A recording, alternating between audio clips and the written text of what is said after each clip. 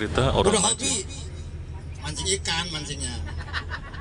Ini suka hobi dari muda sampai tua, sampai nenek, sampai kakek mancing aja Pak Azim. Saking tukang mancing ngadekul di pinggir kali itu sampai apa namanya, sampai punduknya Pak Azim sampai sanghul, atau nggak sanghul, sampai mundukul ininya nih. Pungguknya tuh sampai gede, pungguknya itu saking ngedekul aja di pinggir kali sampai punduknya itu undukul gitu, sampai mukung gini loh. Apa itu mendukul? Apa itu nggak tahu lah pokoknya. Pokoknya punduknya itu kayak punduk sapi apa tuh? Sapi bunuh tuh, sampai gede isinya itu. Sampai para tetangga pada udah pada ngomong lah, Pak udahlah, jangan mancing terus. Itu kasihan tuh Bapak. Sampai dia mau noleh kiri kanannya sudah susah karena ini punduknya udah gede gitu. Suatu ketika Bapak Ibu sekalian, karena saking tekunnya dia mancing di pinggir kali, suatu ketika ada setan lewat. Setan lewat sama anaknya. Jadi setan sama anak setan lewat. Ngomong setan nengoknya ke sopir gimana? Udah gitu, ya namanya juga setan. Udah gitu, kata anak setan, bapak setan, sama bapaknya maksudnya. Saya pengen itu tuh yang di pundaknya bapak yang lagi mancing, katanya gitu. Kata anak setan nih. Jadi anak setan kepengen yang mundukul di pundaknya si tukang mancing itu.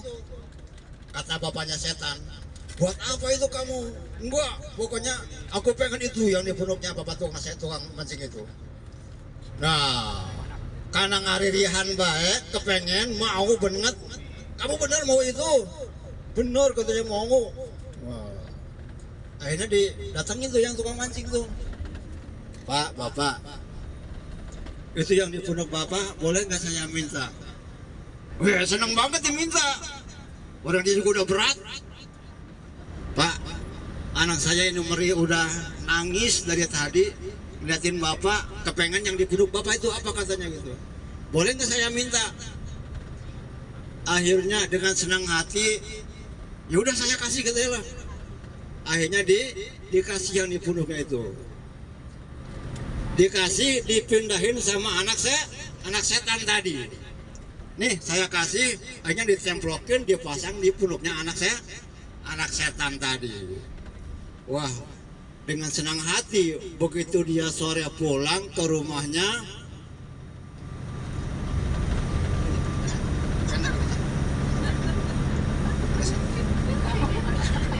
iklan dulu. Iklan baru lewat.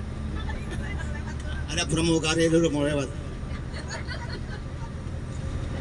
Jadi begitu pulang ke rumah, istri, anak dan cucunya pangling.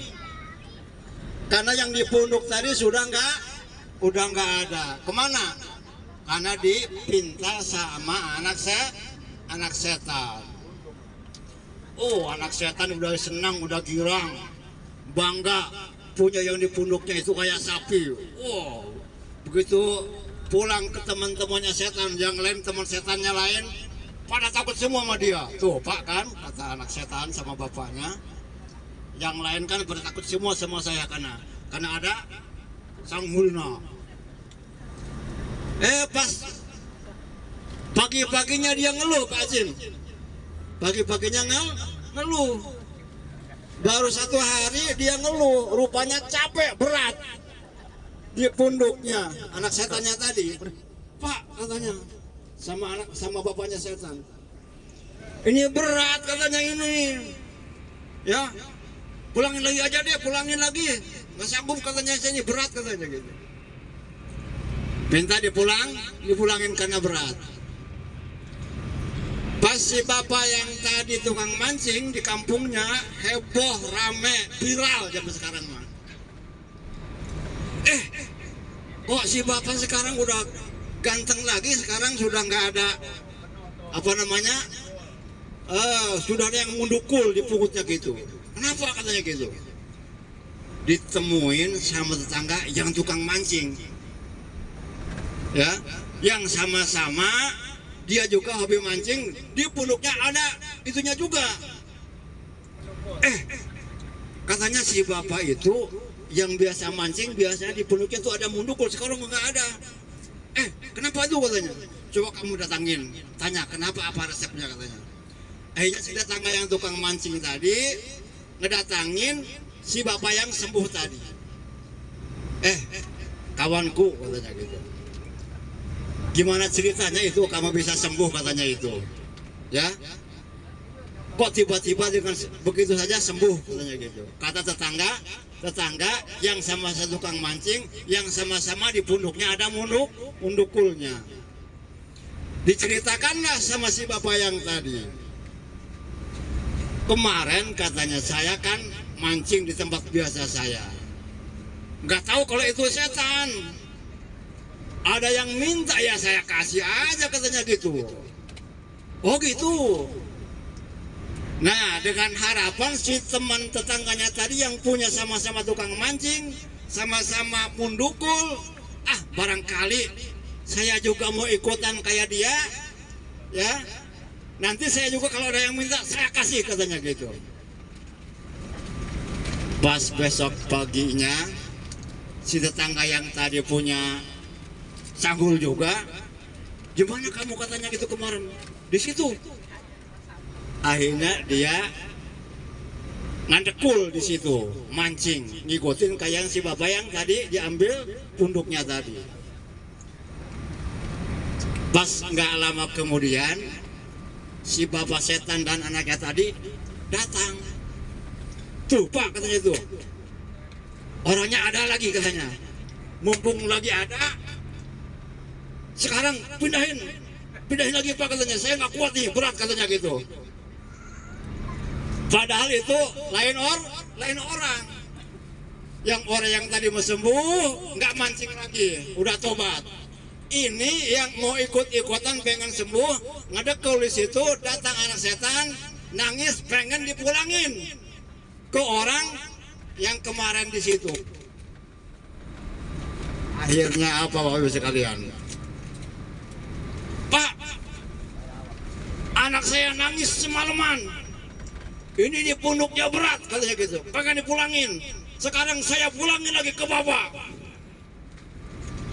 Jadi akhirnya Bapak Ibu sekalian, bukan hilang, bukan sembuh, malah punduknya tambah gede, ditambahin sama anak setan tadi. Yang tadinya maksudnya kepengen sembuh, akhirnya di punduknya tambah gede mundukul.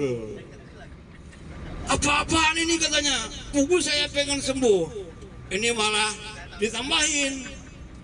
Wah, akhirnya pas pulang ke rumah dia sampai nggak bisa jalan karena punduknya tambah gede ditambahin. Rupanya punduk tetangganya pindahin ke si bapak yang tadi. Jadi Bapak Ibu sekalian, pesan moral yang dari dongeng ini cuma dongeng, ya, bukan cerita nyata. Namanya juga setan, ya. Setan sama anak setan. Setan berbuat apa saja bebas pokoknya. Jadi pesan moral yang ingin saya sampaikan pada kesempatan ini, artinya dalam sesuatu hal kita jangan ikut-ikutan kalau tidak tahu juntrungnya gitu, kalau tidak tahu ilmunya, kalau tidak tahu kronologisnya gitu ya, apa ya bahasa sekarangnya, kalau tidak tahu juntrungnya punya. Jadi akibat ikut-ikutan, ya, akhirnya si tetangganya tadi bukannya sembuh, malah dia tambah sakit. Jadi pesan moral dari kisah setan dan anak setan tadi, bahwa kita dalam hal apapun, apalagi ibadah, kepada Allah Subhanahu wa taala harus dengan ilmu.